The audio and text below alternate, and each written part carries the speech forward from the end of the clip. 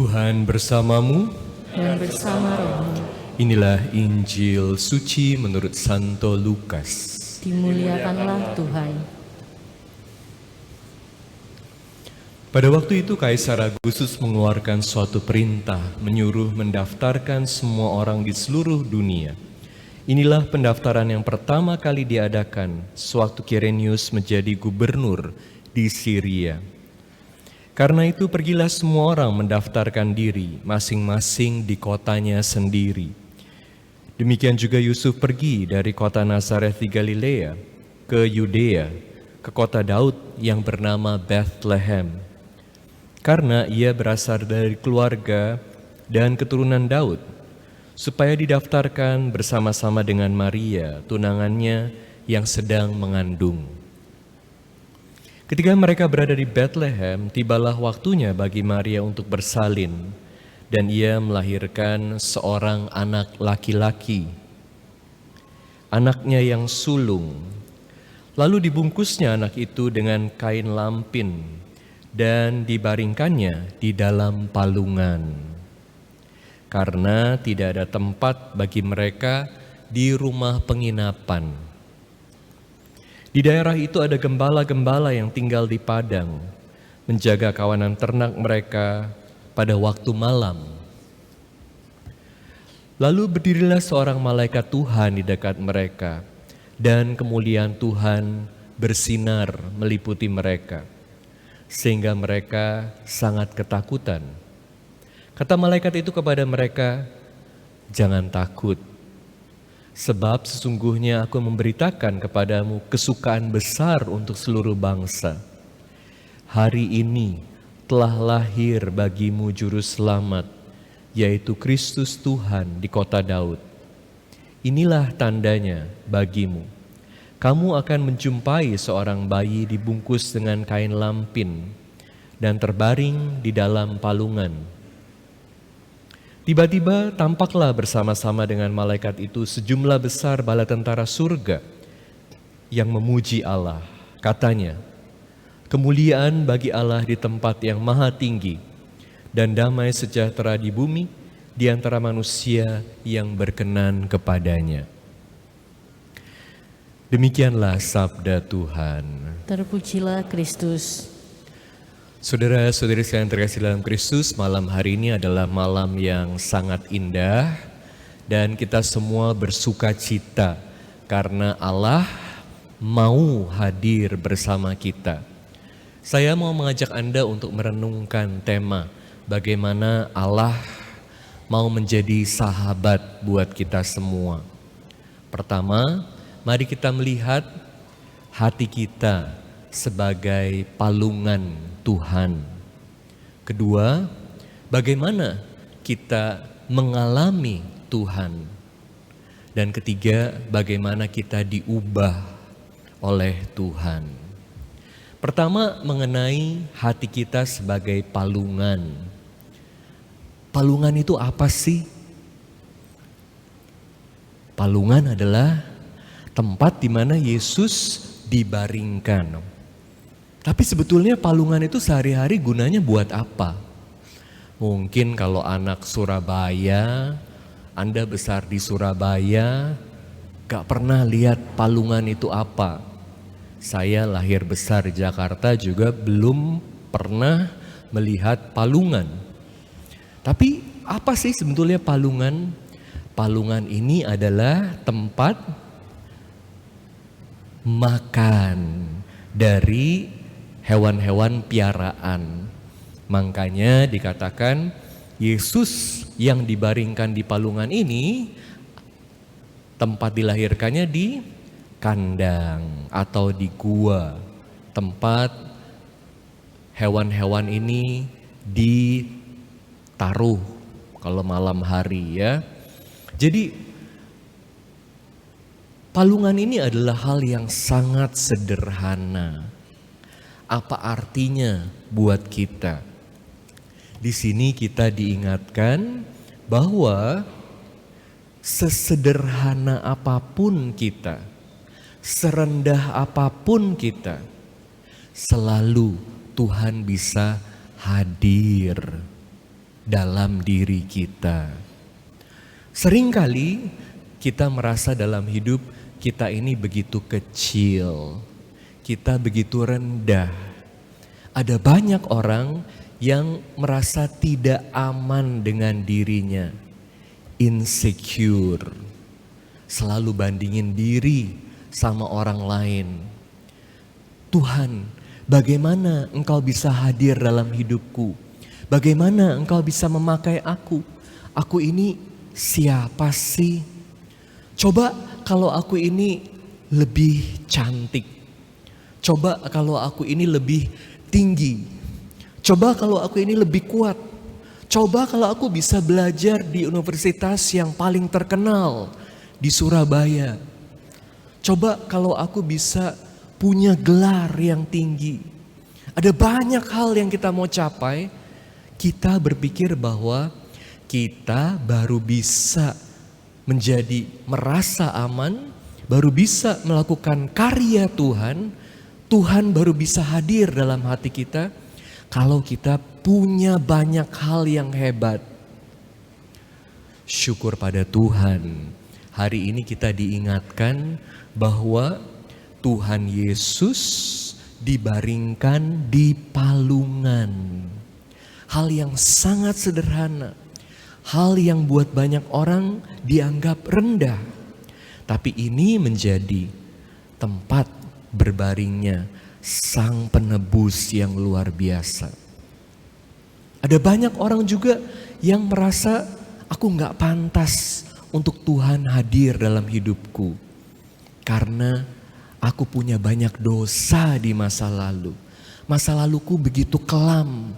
Dan aku bahkan malu dengan diriku sendiri. Tapi lihat bagaimana Yesus itu mengajak kita semua untuk datang kepadanya. Yesus katakan apa? Datanglah kepadaku, kamu semua yang letih lesu dan berbeban berat. Mungkin kita letih lesu dan berbeban berat karena kita merasa tidak aman dengan diri kita sendiri. Kita merasa kecil, merasa rendah. Apalagi sering membandingkan diri kita dengan orang lain. Kok aku banyak kurangnya ya? Tapi bukan hanya itu. Ada banyak orang jadi letih, lesu karena pikul beban. Beban dosa, beban masa lalu. Malu dengan masa lalu. Tapi Anda lihat, Yesus begitu baik, begitu mencintai bahkan mereka yang berdosa. Siapa yang jadi teman-temannya Yesus? Salah satunya adalah Sakeus. Sakeus adalah pemungut cukai, kepala pemungut cukai. Orang-orang panggil Sakeus buaya. Siapa lagi yang dekat sama Yesus? Seorang wanita yang kedapatan, ketahuan, ketangkap berzina. Malu gak? Malu. Saat dia dibawa kepada Yesus, wanita ini pasti sangat malu.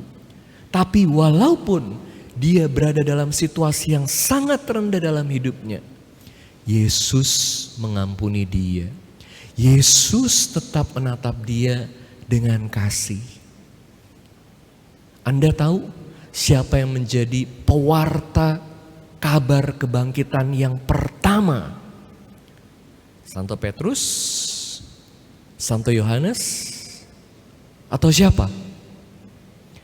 Maria Magdalena. Siapa Maria Magdalena itu? Seorang wanita yang daripadanya diusir banyak roh jahat. Jadi seorang yang pernah dipenuhi dengan banyak roh jahat menjadi pewarta kabar kebangkitan Yesus yang pertama. Bukan Yohanes, bukan Petrus, tapi Maria Magdalena. Jadi Anda bisa bayangkan bagaimana Yesus selalu mau memperbaharui hidup kita. Pertanyaannya, kita mau gak? Malam hari ini mohon kepada Tuhan Yesus supaya lahir dalam hati Anda. Dan bagaimana caranya? Dengarkan Yesus. Malam hari ini kita juga bersyukur bahwa kabar gembira kelahiran Yesus itu disampaikan kepada siapa? Kepada para gembala. Dan para gembala ini bisa datang kepada Yesus, menyembah Yesus, mengalami Yesus. Karena Yesus dibaringkan di palungan. Coba kalau Yesus berbaring di rumah sakit yang mewah. Coba kalau Yesus dibaringkan di Shangri-La, di Sheraton. Bagaimana para gembala ini bisa mengalami Yesus, menyembah Yesus. Tapi itu juga berarti kita diingatkan bahwa gak perlu minder dengan diri Anda. Siapapun Anda, kalau Anda mau mendengarkan Tuhan, Anda bisa mengalami Tuhan. Kalau kita bandingkan antara gembala sama orang Majus, siapa lebih pinter? Siapa lebih pinter? Orang Majus. Siapa lebih kaya? Orang Majus. Siapa lebih berkuasa? Orang Majus. Tapi siapa lebih cepat sampai kepada Yesus? Gembala. Orang Majus ini bahkan kesasar-kesasar sampai ke istananya Herodes. Tapi gembala yang mendengarkan para malaikat, cepat-cepat mereka datang dan segera sampai ke tempat di mana Yesus dibaringkan. Artinya, bagaimana caranya supaya kita mengalami Yesus? Dengan terus berdoa, dengerin suara Tuhan. Bukan hanya dengerin apa yang kita mau saja, pikiran kita saja. Tentu penting mendengarkan pikiran kita. Tapi juga sangat penting untuk selalu tanya sama Tuhan. Tuhan, apa yang aku mesti lakukan dalam hidupku supaya Engkau bisa hadir dalam hatiku, supaya aku bisa mengalami Engkau dalam hidupku dan diubah oleh Yesus. Kenapa Yesus ini lahir di palungan? Saat Yesus ditaruh di palungan, ini juga berarti Yesus meletakkan dirinya dalam posisi sebagai makanan, sumber hidup. Dan Yesus katakan apa? Aku adalah roti hidup. Aku adalah anak domba Allah yang dikorbankan. Jadi Yesus mengorbankan dirinya supaya kita semua bisa ikut serta di dalam pengorbanan Yesus dan kebangkitan Yesus. Anda mau gak diubah menjadi seperti Yesus? Mau gak? Mau menjadi seperti Yesus gak? Mau memberi hidup gak kepada banyak orang? Mau menjadi sumber terang? Mohon kepada Yesus untuk selalu diberi kekuatan supaya Yesus hari demi hari yang hadir dalam hidup Anda juga mentransformasi kita semua supaya jadi seperti Yesus. Satu hari ada satu wanita, dia ini sosiolog yang senang melayani orang-orang gak mampu. Namanya Maria. Maria datang ke satu panti asuhan. Tentu di panti asuhan ini kan anaknya kecil-kecil dan mereka nggak tahu siapa orang tua mereka. Ada banyak yang nggak tahu siapa orang tua mereka. Maria dan teman-temannya ini terjadinya di Venezuela, ya. Maria dan teman-temannya itu ajarin anak-anak kecil ini tentang kisah Natal. Wah, mereka senang sekali dengar kisah Natal. Lalu Maria dan teman-temannya minta supaya anak-anak kecil ini buat kandang Natal. Lalu ada figurnya, Bunda Maria, Santo Yosef, ada palungannya, ada bayi Yesus. Mereka dikasih kartonnya. Lalu dikasih juga selimutnya kecil, kain kecil buat jadi selimutnya Yesus. Lalu mereka juga dikasih tisu untuk digunting-gunting jadi jerami. Lalu kemudian Maria ini keliling, lihat anak-anak ini lagi asik bikin kandang Natal. Dia temukan satu anak namanya Andrew. Di kandangnya Andrew itu sedikit beda. Karena di palungannya Andrew bukan hanya ada satu bayi, tapi ada dua bayi. Satu Yesus dan satu gak tahu siapa. Jadi si Maria tanya sama Andrew, Andrew, kok di sini ada dua bayi? Kenapa kamu taruh dua bayi? Andrew kemudian ceritain kisah Natal yang dia udah denger dari si Maria. Semua sama, dia ulang, tapi Andrew punya ending yang berbeda. Andrew bilang, Ibu, waktu saya taruh bayi Yesus di palungan itu, tiba-tiba Yesus itu seolah-olah tatap mata saya. Dia tanya, jadi Andrew, habis ini kamu mau kemana? Kamu tahu gak? Kamu akan istirahat di mana? Andrew saat itu tiba-tiba keluarin air mata. Dia bilang, saya gak tahu saya harus kemana. Karena saya gak tahu siapa papa saya gak tahu siapa mama saya. Seringkali saya sangat sedih karena saya gak tahu orang tua saya siapa. Yesus kemudian bilang kepada Andrew, kalau gitu kamu istirahat aja sama saya, tinggal bersama saya. Andrew bilang, aduh tapi saya gak punya apa-apa yang saya bisa persembahkan buat kamu. Saya sangat kepengen tinggal bersama kamu. Nah tiba-tiba Andrew dapat pikiran, gimana kalau saya berikan kehangatan buat Yesus. Yesus bilang, kehangatan adalah hadiah yang paling baik yang kamu bisa berikan buat saya. Langsung Andrew bilang, oke, kalau gitu saya mau tinggal bersama kamu. Jadi dia bikin satu figur lagi, dia taruh bersama Yesus. Malam itu dia temukan seorang sahabat yang tidak pernah meninggalkan dia, yang selalu menjadi sumber terang buat dia. Dalam hidup seringkali kita berjalan dalam kegelapan, dalam ketakutan, dalam rasa minder, dalam rasa kecil, insecure. Tuhan Yesus mengundang kita supaya kita semua hadir bersama Yesus. Yesus hadir dalam hidup kita. Sehingga kita menjadi pribadi-pribadi yang penuh dengan kepercayaan diri karena Yesus selalu menjadi terang kita. Menjadi pribadi yang confidence, confides, artinya dengan iman, dengan kepercayaan.